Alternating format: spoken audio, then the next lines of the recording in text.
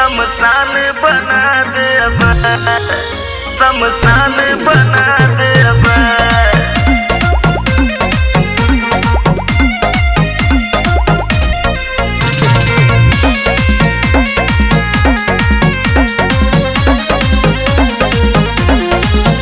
अरे बात अगर औकात पाई तो तुमका देखा दिया। अरे बेटा सुन, अरे बात अगर औकात पाई तो तुमका देखा दिया। हमरे भावा पाई जयाच तो पूरा शमशान बना दे। हमारे यरवा पाई जयाच तो पूरा शमशान बना दे।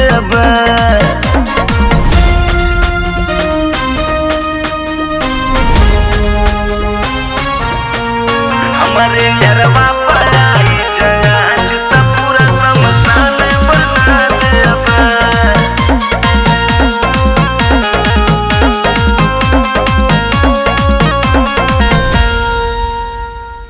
जहिया तोर पानी हमारा सर से पार हो जाई रे, हम ना हमारे के 47 तोरा से बतियाई रे, तोरा से बतियाई रे। जहिया तोर पानी हमारा सर से पार हो जाई रे, हम ना हमारे के 47 तोरा से बतियाई रे।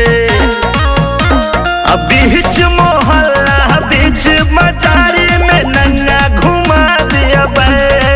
हमरे भावा पाई जयाच तो पूरा शमशान बना दे।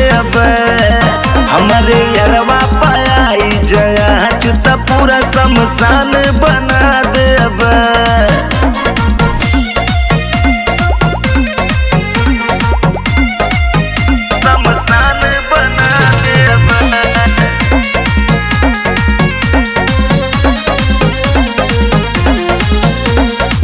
जितना तोर बैठक बा उतना हमर बिगाड़ बा।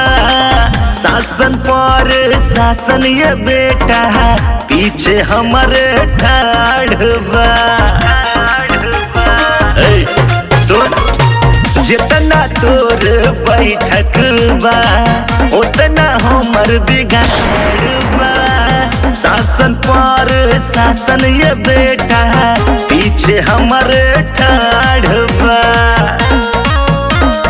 कुकुर बिलार के जैसे हम तुहका नचा दिया। हमरे भावा पाई जयाच तो पूरा शमशान बना दे। हमारे यरवा पाई जयाच तो पूरा शमशान बना दे। पूरा तबाही मचा देवे बेटा।